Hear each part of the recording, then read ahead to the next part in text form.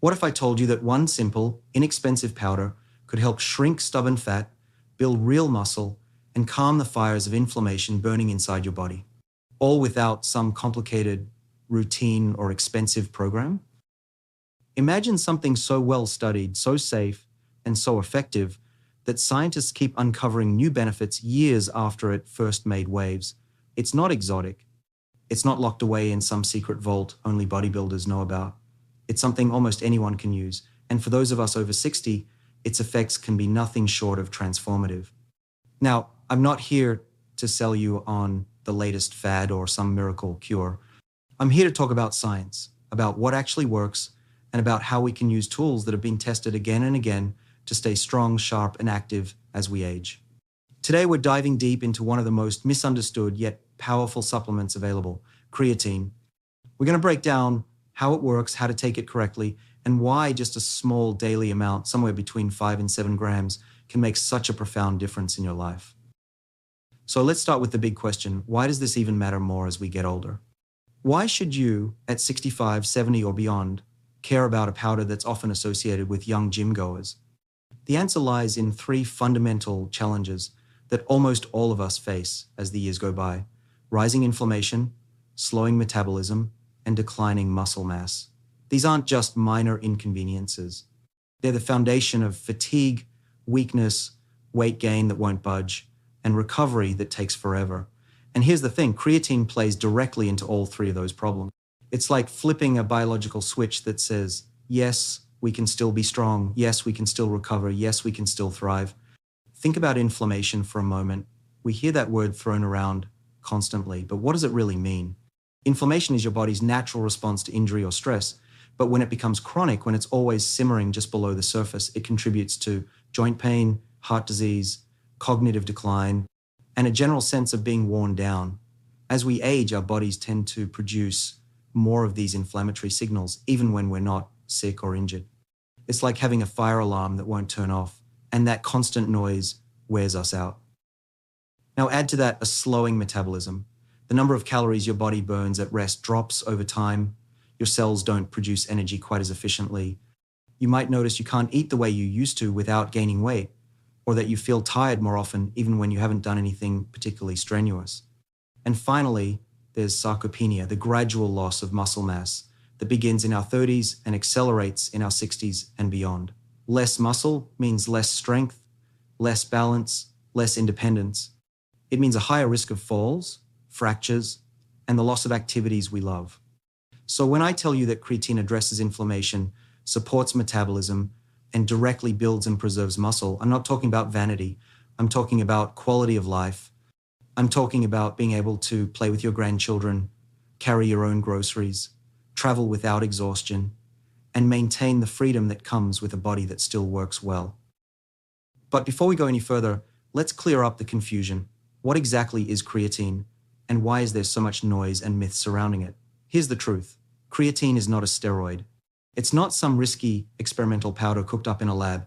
Creatine is a naturally occurring compound that your body already makes, primarily in your liver and kidneys, and it's stored in your muscles. Its job to help produce ATP adenosine triphosphate, which is the energy currency of every cell in your body. When your muscles contract, when your brain fires signals, when your heart beats, ATP is what powers it all. And creatine helps regenerate ATP faster, especially during short bursts of intense activity. Now, the most effective and well-researched form is something called creatine monohydrate. It's been around for decades. It's inexpensive, it's safe. And despite what some supplement companies might want you to believe, fancier forms like creatine hydrochloride or creatine ethyl ester aren't better.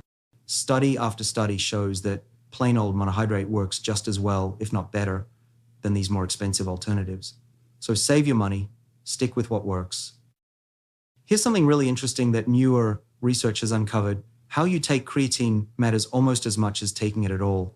You see, creatine is transported into your muscle cells by a specific protein called SLC6A8, and this transporter depends on sodium. That's right, salt. When you combine your creatine with just a small pinch of salt or an electrolyte drink, studies suggest your muscles can absorb between 40 and 50% more creatine compared to taking it alone. Why? Because if your sodium levels are low, the the creatine doesn't get shuttled into the muscle cells as efficiently. Instead, it lingers in the space around the cells, the extracellular fluid, and that's when you might notice puffiness or water retention that some people complain about. So if you've ever felt bloated on creatine, it might not be because you're taking too much. It might be because you're not taking it with enough sodium to help your body actually use it.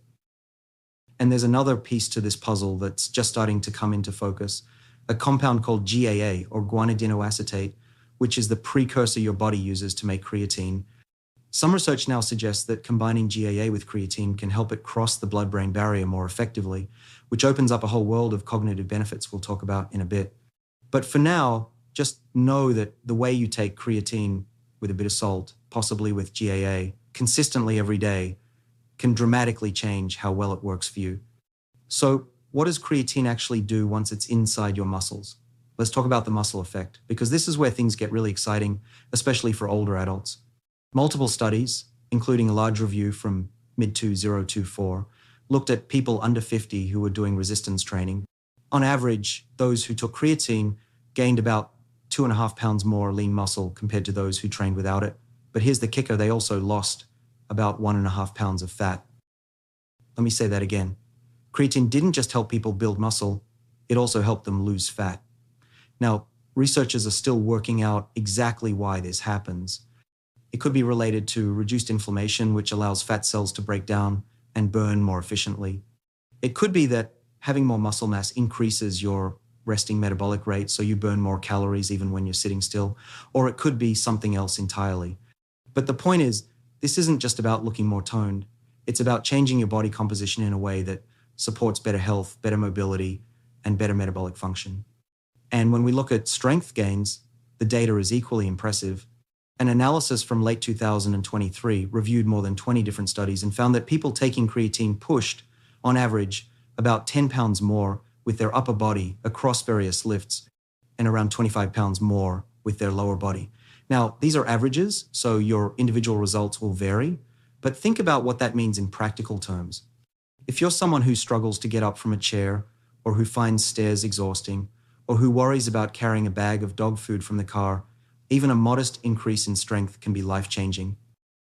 What's particularly interesting is that creatine seems to have a bigger effect on the lower body than the upper body. Why? Well, it could be that the larger muscle groups in your legs, glutes, and hips have more creatine transporters, or that they simply respond better to the energy boost creatine provides. Either way, if your goal is to build stronger legs, improve your balance, or reduce your risk of falls, creatine is an incredibly powerful tool. But how much should you take? And does it matter when or how you take it? This is where the science has evolved quite a bit in recent years. For a long time, the standard recommendation was 5 grams a day. That's still a solid baseline, but newer research suggests that 7 grams might actually be closer to the sweet spot for most people, especially if your goal is to maximize muscle growth and strength.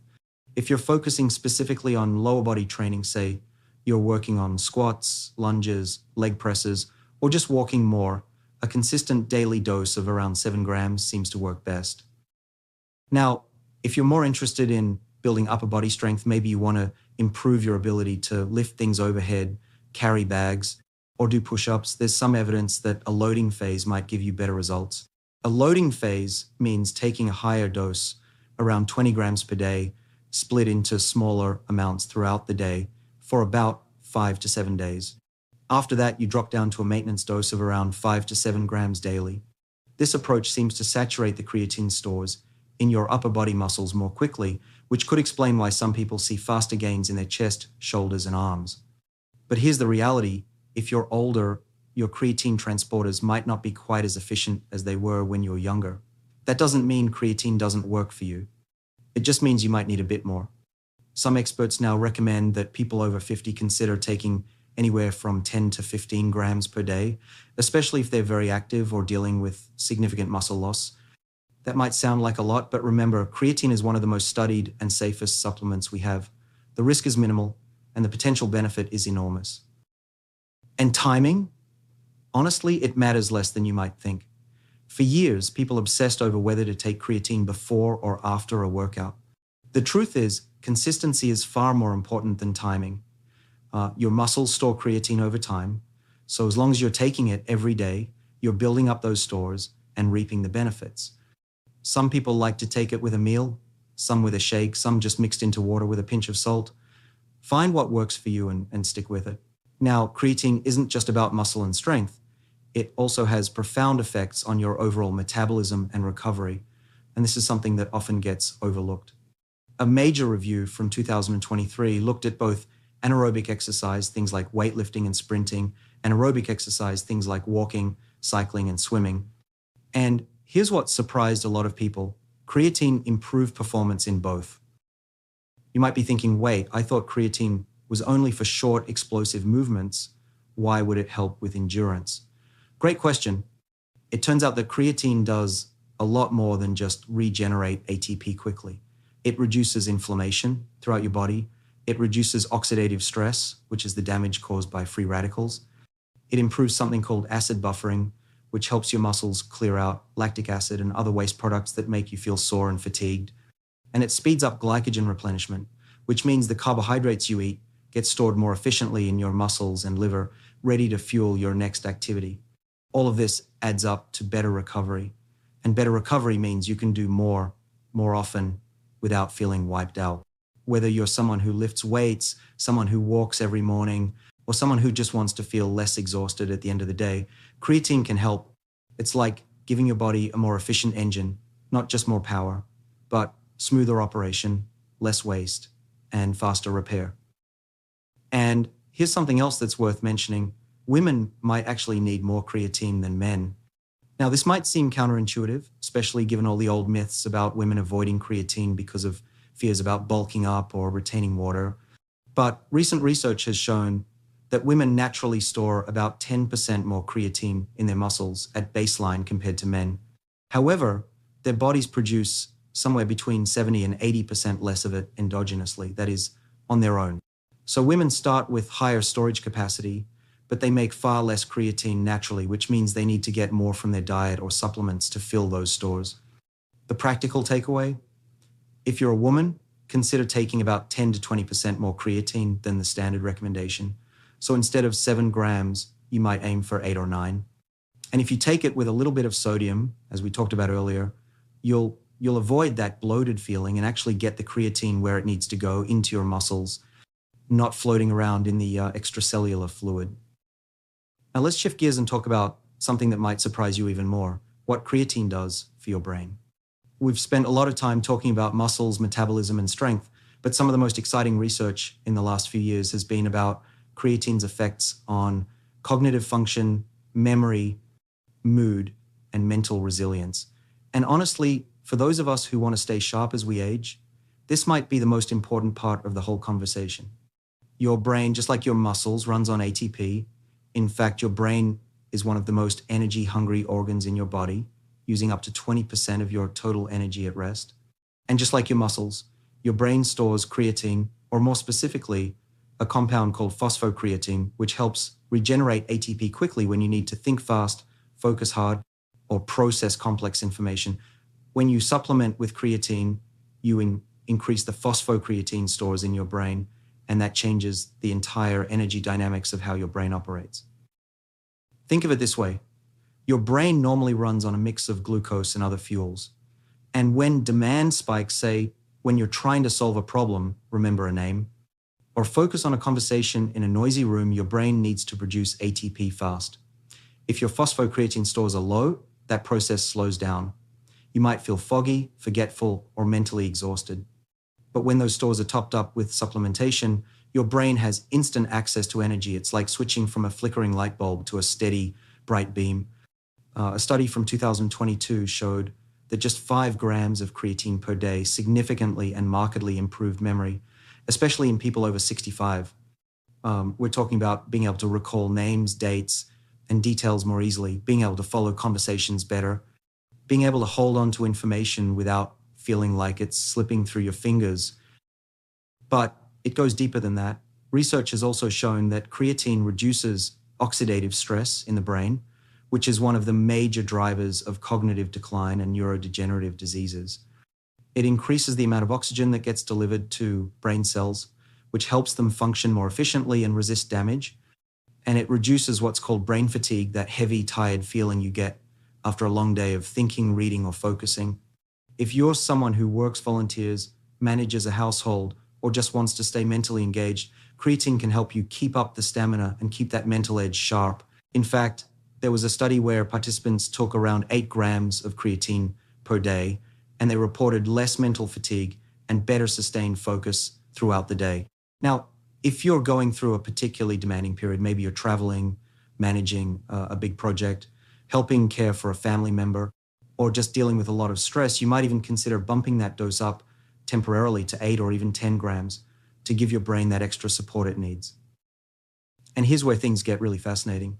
There was a study done in recent years where researchers took people who were seriously sleep deprived. I'm talking about the kind of exhaustion where you can barely think straight, where your judgment is off, and where you feel irritable and foggy, and they gave them around 20 grams of creatine per day for about a week. Now, that's a higher dose than most people take regularly, but the results were remarkable. These sleep-deprived participants saw their executive function, things like decision-making, problem-solving, planning, and impulse control, restored almost to normal levels. Their brains essentially came back online, and not only that, their mood improved significantly. They felt less grumpy, less overwhelmed, less like the world was closing in on them. Now, I'm not saying creatine is a substitute for good sleep. Nothing replaces rest. But if you're going through a period where sleep is hard to come by, maybe you're dealing with insomnia, or you're traveling across time zones, or you're caring for someone at night, creatine can help you weather that storm with more resilience and less cognitive damage. And that brings us to something even more profound: the connection between creatine, mood, anxiety, and depression. This is cutting-edge territory, and it's something that researchers are only just beginning to fully understand. But what we're learning is that depression and anxiety may not just be about neurotransmitters like serotonin or dopamine. They may also be about energy, specifically about the metabolic state of your brain. Think about it. Your brain needs a constant, reliable supply of energy to function.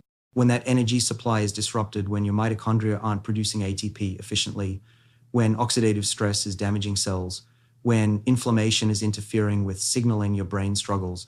And that struggle can manifest as low mood, anxiety, difficulty concentrating, and a general sense of being stuck or overwhelmed. Scientists have started using advanced imaging techniques like magnetic resonance spectroscopy to actually measure creatine levels in different parts of the brain. And what they've found is striking.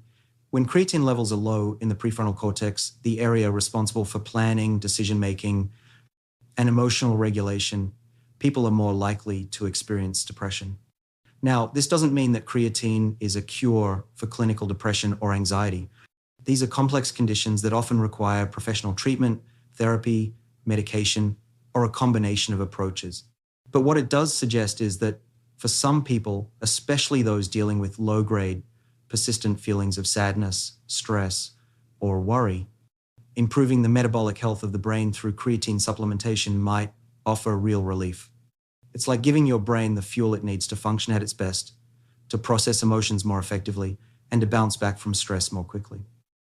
And honestly, when you think about all the things we do to try to stay mentally healthy, meditation, exercise, social connection, good nutrition, adding creatine to that toolkit just makes sense. It's safe, it's affordable, and it's backed by solid science.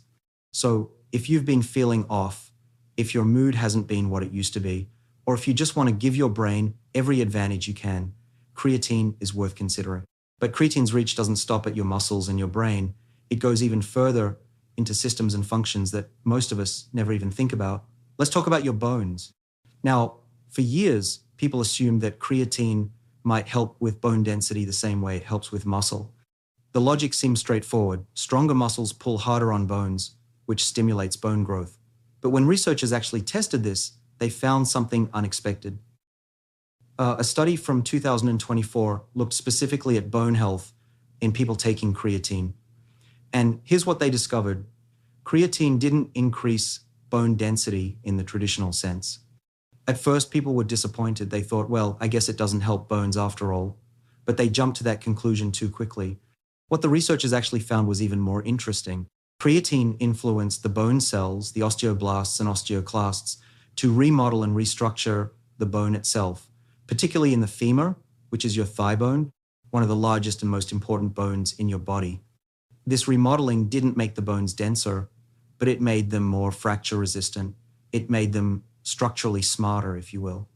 It allowed the bones to handle more mechanical load during exercise, which then triggered further adaptation and strengthening over time.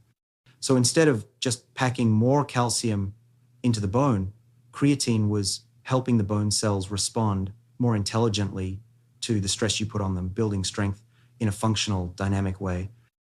Why does this matter? Because as we age, bone fractures, especially hip fractures, are one of the leading causes of disability and loss of independence. If creatine can help make your bones more resilient, more able to withstand a fall or a stumble, that's a huge deal. It's not just about preventing a break.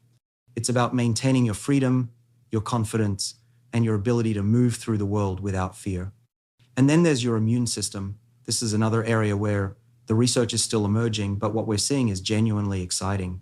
Your immune cells, things like neutrophils, which are a type of white blood cell that hunts down bacteria and other pathogens, need ATP to function. That might seem obvious when you think about it, but for a long time, nobody really studied whether creatine could improve immune function by boosting cellular energy. But now we know it can. A pilot study from a couple of years ago found that creatine supplementation increased ATP production in neutrophils, making them more effective at attacking and destroying harmful bacteria. It also reduced pro-inflammatory mediators throughout the body, which means your immune system wasn't just stronger, it was also more balanced. It could fight off threats without creating excess inflammation that damages your own tissues. Again, this doesn't mean creatine is going to prevent you from ever getting sick, but it does suggest that it can help your body respond more effectively when you are exposed to a virus, bacteria, or other stressor. And in a world where infections can be particularly dangerous for older adults, any safe, evidence-based tool that supports immune resilience is worth paying attention to. So let's take a breath here and just appreciate how far-reaching creatine's effects are. We're talking about muscle growth, fat loss, strength gains, better recovery, enhanced brain function, improved mood, stronger bones, and a more effective immune system, all from one simple, inexpensive powder that you can buy at almost any store. But I know what some of you might be thinking. You've heard stories, you've seen headlines, maybe a friend told you that creatine causes hair loss, or damages your kidneys, or messes with your liver. So let's talk about the myths, because this is where a lot of fear and confusion comes from, and I want to put those concerns to rest once and for all. First, hair loss. This one has been circulating for years, and it all stems from one small study where researchers thought they saw an increase in a hormone called DHT, dihydrotestosterone, which is associated with male pattern baldness. But here's the thing, multiple larger, more rigorous studies have since looked at this question, and they've found no connection whatsoever. One randomized controlled trial that lasted around 12 weeks measured DHT levels, testosterone levels, DHT to testosterone ratios, and even directly examined hair follicles and follicle density. The result? Zero change, no hair loss, no thinning, nothing. So if you've been avoiding creatine because you're worried about your hair, you can put that fear to bed. It's simply not supported by the evidence. Next, kidney health. This is a big one because creatine does increase a compound in your blood called creatinine, which is a byproduct of creatine metabolism. Doctors often use creatinine levels to assess kidney function. So when people see their creatinine go up after taking creatine, they panic. But here's what the research shows, that increase is a perfectly normal response to supplementation. It doesn't indicate kidney damage or stress. In fact, studies looking at people who take even very high doses of creatine, well above the typical range, have found no evidence of harm to the kidneys in healthy individuals. Now, if you already have kidney disease or impaired kidney function, that's a different story. You should absolutely talk to your doctor before taking creatine or any supplement. But for the vast majority of people, creatine is completely safe for the kidneys. What about the liver? There was a single rat study, yes, a rat study where they gave the animals an absurdly high dose of creatine, far beyond anything a human would take, and didn't have them exercise at all. And in that very specific, unrealistic scenario, they saw some changes in liver enzymes. People latched onto that and ran with it. But when you look at the human data, hundreds of studies, thousands of participants, doses ranging from low to very high. There's no evidence of liver damage or dysfunction. You'd have to take truly extreme amounts, far beyond any reasonable dose, to even begin to approach the levels used in that rat study. So no, creatine does not harm your liver. Now, what about cramping and dehydration? This is one myth that does have a grain of plausibility to it. Some people do report muscle cramps or feeling dehydrated when they take creatine. But here's the key. It's not the creatine itself that's causing the problem. It's usually inadequate hydration or low electrolyte levels. Remember, creatine pulls water into your muscle cells. If you're not drinking enough water, or if your sodium and potassium levels are low, that can throw off your body's fluid balance and lead to cramps. The solution? Simple. Drink plenty of water throughout the day. Take your creatine with a pinch of salt or a quality electrolyte drink. Make sure you're getting enough minerals in your diet. When you do that, the cramping and dehydration issues almost always disappear. So let's recap the myth busting. No hair loss, no kidney damage, no liver issues, and cramping is easily preventable. Creatine is one of the most studied, most thoroughly tested, and safest supplements in existence. Thousands of studies over decades have confirmed this again and again. You can take it with confidence. All right, now let's bring this all together into something practical. How should you actually use creatine? What's the smart, effective, sustainable way to make this part of your routine, especially if you're over 60? First, the form. Stick with creatine monohydrate. It's the gold standard. It's been tested more than any other form. It's the most affordable, and it works. Don't get distracted by fancy marketing about micronized creatine, buffered creatine, or any other variation. Save your money. Second, the amount. For general health, muscle maintenance, and overall vitality, aim for somewhere between 5 and 7 grams per day. If you're particularly focused on brain health, consider bumping that up to around 8 to 10 grams. If you're older, very active, or dealing with significant muscle loss, 10 to 15 grams might be more appropriate. And if you're going through a period of intense physical or mental demand, lots of exercise, poor sleep, high stress, you can temporarily increase your dose to 15 or even 20 grams for a week or so, then return to a maintenance level. Third, consistency. This is crucial. Creatine works by building up stores in your muscles and brain over time. You're not taking it for an immediate energy boost like caffeine. You're taking it every single day to keep those stores full so that when your body needs that quick burst of ATP, it's there. So find a time that works for you, morning with breakfast, afternoon with a snack, evening with dinner, and stick with it. Fourth, absorption. Take your creatine with a small pinch of salt or an electrolyte supplement. This enhances the sodium-dependent transport into your cells and reduces the risk of water retention or puffiness. You can also take it with a bit of carbohydrate, like a piece of fruit or a small amount of juice, which can further aid absorption, though this is less critical than the sodium. Fifth, duration. Creatine is safe for long-term use. We're talking years. There's no need to cycle on and off, no need to take breaks. Just keep it as part of your daily routine, like a multivitamin or fish oil. And if you're curious about GAA, that precursor compound I mentioned earlier, look for supplements that combine GAA with creatine, especially if your primary goal is cognitive support. The research on this combination is still emerging, but it looks promising for enhancing brain benefits. Now, let's zoom out for a moment and talk about why all of this matters on a deeper level. Because yes, we've covered a lot of science, a lot of data, a lot of practical tips, but at the end of the day, this isn't just about numbers on a scale or weights in a gym. It's about how you feel. It's about what you can do. It's about the life you want to live. Muscle mass is one of the strongest predictors of longevity. The more muscle you have, the better your metabolic health, the lower your risk of chronic disease, and the longer you're likely to live independently. Cognitive resilience is key to maintaining relationships, staying engaged, continuing to learn and grow. And inflammation is at the root of so many age-related conditions: heart disease, diabetes, arthritis, dementia. Creatine works at the intersection of all three. It builds muscle, it fuels the brain, and it reduces inflammation. It's not a magic pill. There's no such thing. But it is a powerful, evidence-backed tool that can help you stay strong, sharp, and active for decades to come. And here's what I want you to understand. You have more control than you think. Aging doesn't mean giving up, slowing down, or accepting decline as inevitable. Yes, our bodies change.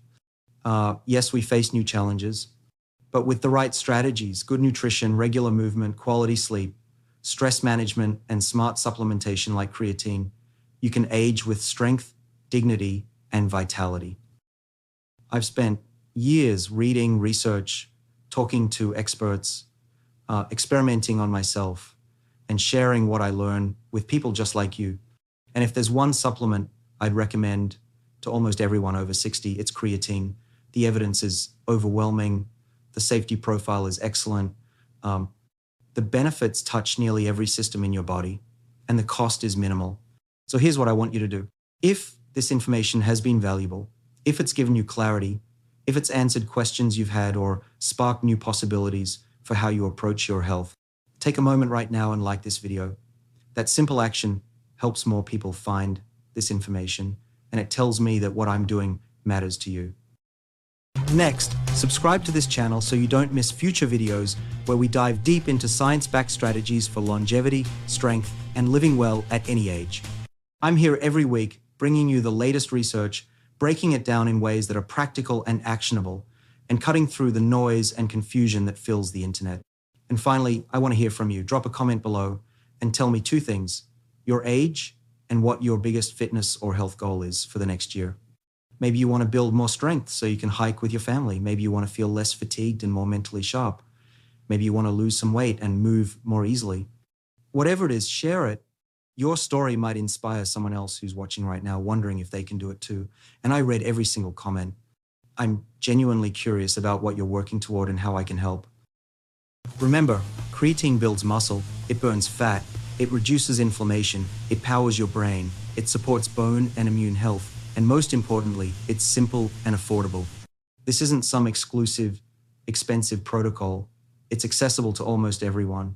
You just need to take that first step.